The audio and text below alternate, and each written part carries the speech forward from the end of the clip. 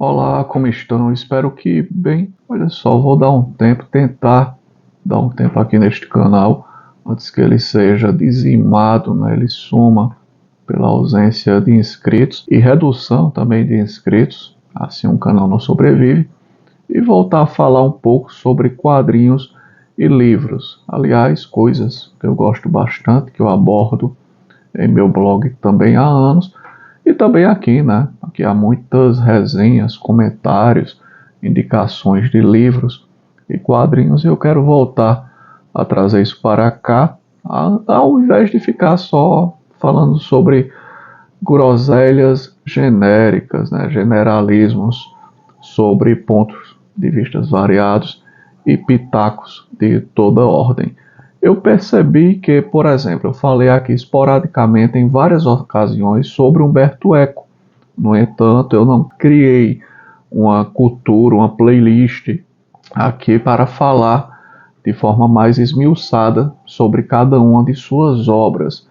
Por exemplo, eu fiz isso aqui com Philip Dick, eu fiz isso com Tony Bellotto. Agora, Humberto Eco não, ficou tudo muito esparso. Tem um vídeo aqui, por exemplo, sobre generalidades da obra de Humberto Eco e os quadrinhos, Humberto Eco e Dylan Dog, essa coisa toda.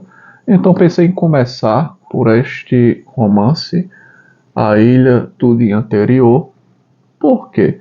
Essa aqui é uma edição um pouquinho antiga, eu tenho ela há bastante tempo, ela é 2006, eu tenho ela há vários anos. Relançaram depois este volume no formato bolso, que eu acho horrível, e depois é um formato com capa dura, algo mais caprichado. Aliás, eu vi também que lançaram um box com obras do Humberto Eco em capa dura, edições também especiais de O Nome da Rosa, inclusive com notas do tradutor e do editor, isso após a morte de Humberto Eco, e salvo engano, o Eco não queria que isso acontecesse. Humberto Eco nunca gostou de notas, nem de autor, nem de tradutor, nem de editor em suas obras. Não é à toa, por exemplo, que O Nome da Rosa, essa é a edição que eu possuo, de O Nome da Rosa, ela não tem notas. Então, eu me recordo que eu tive que traduzir, encontrei uma pessoa que traduziu do latim para o inglês várias passagens, e dali do inglês eu traduzi para o português facilmente, consegui me virar.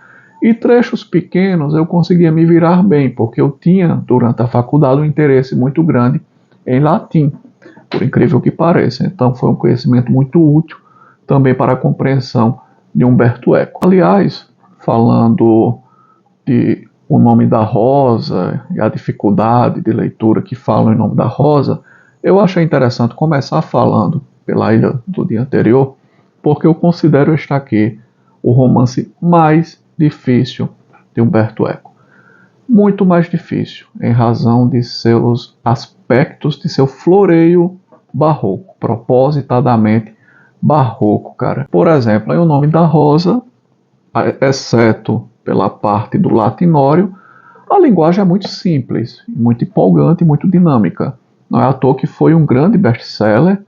O filme do Jacques Arnaud ajudou também, mas O Nome da Rosa foi um grande best-seller para a época. Pouca gente, eu acho que se lembra disso. Mas é fácil de se ler. Temos também um livro difícil, de difícil leitura, mas apenas inicial, que é o Baldolino. Quando Humberto Eco começa Baldolino, ele nos dá um Baldolino que está começando a escrever. Então você fica meio sem entender nada, né? É algo realmente esquisito. Baldolino surrupia um pergaminho e fica tentando escrever bobagens. E, cara, são páginas de difícil acesso. As iniciais, ainda mais pelo tamanho da fonte. Hoje em dia eu não leria com a fonte dessa, eu procuraria baixar isso aqui gratuitamente, leria no Kobo, porque não está fácil leitura em letra miúda para mim.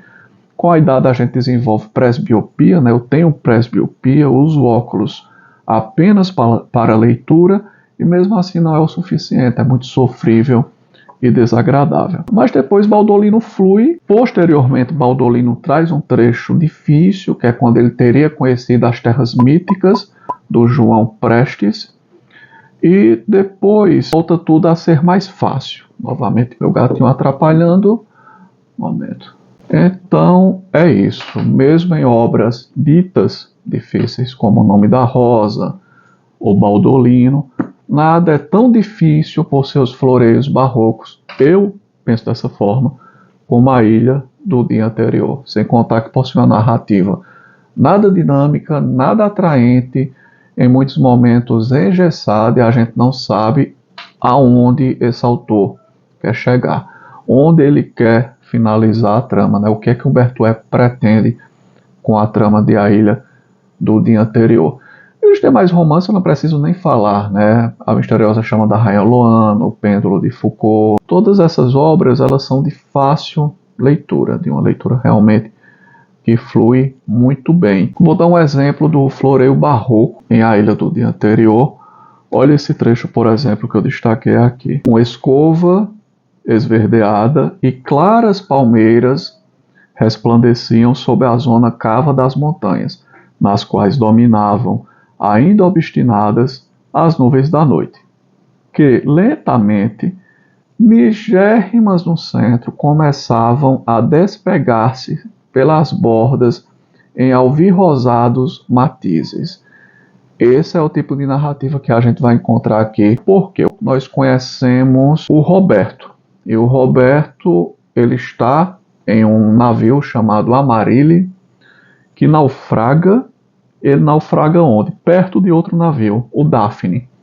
E o Daphne está entre duas ilhas que realmente existem e nós não sabemos o nome. Aí o cara tem que pesquisar para entender o que está acontecendo. Até porque, na época, eles também não sabiam os nomes daquilo. Mas onde é que Roberto está? Modernamente, olhando em retrospecto, nós entendemos onde este homem, do início do século XVII, se encontra. Ele se encontra em uma missão para descobrir o ponto fixo. O que é o ponto fixo? Que era algo muito mítico nessa época. É o que nós chamamos hoje modernamente de a linha internacional da data.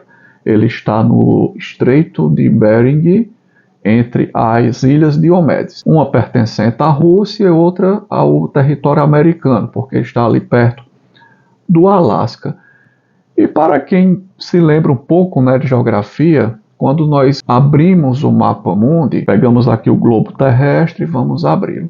Então nós começamos a divisão em meridianos. A cada 15 graus, 1 hora, do meridiano de Greenwich para um lado 180 graus, para outro mais 180, juntando tudo 360 graus. Vamos aumentando 1 hora ou reduzindo de acordo com esse transcurso em graus. Poente, nascente, nascente, poente. Tudo muito simples. Só que quando nós fechamos esse mapa, o que está do lado oposto, ali no Estreito de Bering, é a linha internacional da data, justamente entre estas duas ilhas. Então, elas estão afastadas em torno de 4 ou 5 quilômetros. De uma para a outra, há um espaço de um dia, com a ficção que se criou. Olha, não dá para fechar tudo aqui direitinho, questão do tempo. Então a gente vai criar uma ficção. Pulando aqui a linha internacional da data, a gente antecipa ou retroage um dia. É por isso que isso aqui ficou como a ilha do dia anterior. Então o Humberto Eco também não nos diz o que está acontecendo, uma guerra, batalhas, mas ali se trata da Guerra dos 30 anos, e o Roberto está envolvido e seu pai morre nessa guerra. Ele é um italiano que depois vai para a França, conhecer a vida boêmia na França, a ciência meio mística também da época, onde, por exemplo, vou dar um exemplo aqui no caso de ficar falando bobagem. Você foi ferido por este lápis mortalmente, tá ok? Quase mortalmente, tá ali agonizando. Então, se existia todo o conhecimento sobre átomos, leis da atração, havia um conhecimento realmente científico na época, só que eles ainda misturavam com superstição. Então, o cara acreditando que colocando um certo pó mágico aqui nesse lápis, sua ferida cicatrizaria. E eles explicam isso de uma forma científica, para não dizer pseudocientífica, invocando até dinâmicas moleculares, ciência atômica, essa coisa toda. Então, em um determinado momento, e o Roberto vai, após a Guerra dos 30 Anos, né, para a França. Lá na França nós tínhamos comandando o Estado o cardeal Richelieu. Então Roberto chega até a vê-lo morrendo na cama. Quem sucedeu o Richelieu foi o cardeal Mazarino, que era italiano também, igual ao Roberto, nosso protagonista, só que foi viver na França e se tornou chefe de Estado francês. Então, o Roberto cai em desgraça. Ele ainda não sabe como isso aconteceu. Ele acredita que ele tem um irmão gêmeo que o assombra e que torna sua vida um inferno. Ele que teria armado isso para ele. Ficou em maus lençóis com o Estado francês e o Mazarino dá uma opção: você será morto ou você será espião nosso. E nós temos uma missão para você. Você vai com a equipe para uma missão em busca do segredo dos meridianos. Isso era uma coisa muito séria na época. Houve até papa que amaldiçoou esse local para que ninguém pisasse ali, porque se entendia que você poderia avançar para o futuro ou retroagir para o passado, em razão dessa ficção, essa burocracia, né? Uma ficção burocrática, uma burocracia necessária para organizar o tempo. Então ele embarca no Amarele e o navio naufraga. Ele até brinca, né? Poxa, eu sou ferrado. Eu naufraguei, ao invés de uma ilha, em pé perto de terra firme, ou no mar mesmo para morrer, eu naufraguei em um ou outro navio, que é o Daphne. E ali no Daphne, coisas estranhas acontecem. Há uma pessoa habitando o navio, ele acredita que é o seu duplo, seu doppelganger, ou então seu irmão gêmeo, imaginário ou real. Depois ele descobre quem é. Eu não vou falar aqui nesse momento. Em resumo, é uma obra densa. E o Roberto, ele foi deixando anotações. Ele deixava anotações para uma senhora. Quem é essa senhora? Uma mulher pela qual ele foi muito apaixonado. Então o editor pegou essas anotações posteriormente e começou a adaptá-la para uma linguagem mais palatável, para que nós pudéssemos entender nas translocadas anotações de Roberto o que é que aconteceu ali naquela missão. Então este livro aqui, ele seria fruto desse editor. Um editor que pegou essas anotações e nos escreveu este livro. Só que ele é escrito justamente de uma forma barroca. Há uma forma de expressão barroca, o que torna a fruição da leitura ainda mais difícil. No entanto, é desafiadora e após um determinado momento chega a ser muito gratificante. Aliás, tem uma brincadeira aqui que eu achei interessante que me recordou O Nome da Rosa. Em O Nome da Rosa nós temos um assassino, né?